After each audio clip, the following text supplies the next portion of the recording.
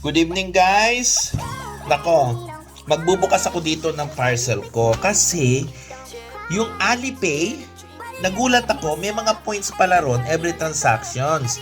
Hindi ko na may naintindihan, pinindot-pindot ko lang isang araw. Tapos, sabi ko bakit may points? So, yung pala, pagka pala may sa Alipay, pagka meron kang nabiling may points ka sa transaction mo, ang tendency, may mabibili kang mura. Can you imagine this headphone, guys? So, dito lang siya. Igaganon ko dito. Headphone. Ang original price niya ay 100 plus something. Hindi ko na alam kung anong brand to. LED TV. Pero maganda ang sounds. Tapos, nabili ko lang siya sa 39. So, nakakuha ko ng discount. So, ngayon, dumating iba kong parcel. Hindi ko alam kung ano-ano itong mga itong pinagbibili ko. Kasi, ang lalaki ng discount. Nasa minsan 80% ng regular price ang mga discounts niya. So, subukan natin kung ano itong mga ito. Smart Band. Oh. Aba.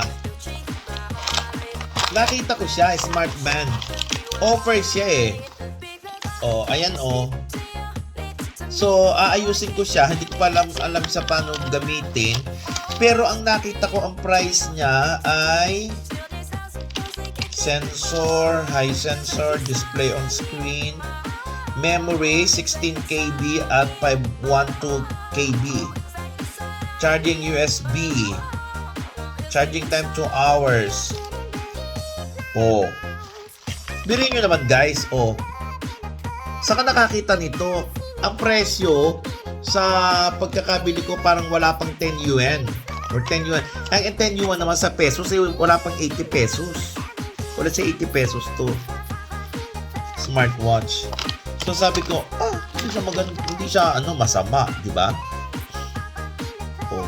Ay hindi ko naman ina-expect yon kasi guys, pag bumibili ako naman sa ginagamit yung Alipay, pag kukuha ako ng taxi, pag may babayaran ako, pag magpapadala ako sa Pilipinas, hindi ko kalain na may mga points. Okay, next. Number 2. Okay.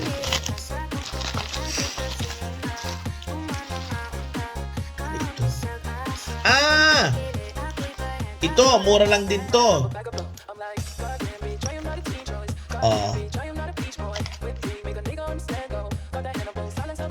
Ito guys, ito guys yung pantanggal ng balahibo sa ilong.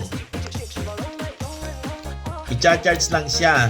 Maalis na ng mga balahibo sa ilong. Gugupitin niya. So, not bad. Ito mga rechargeable. May instruction dito.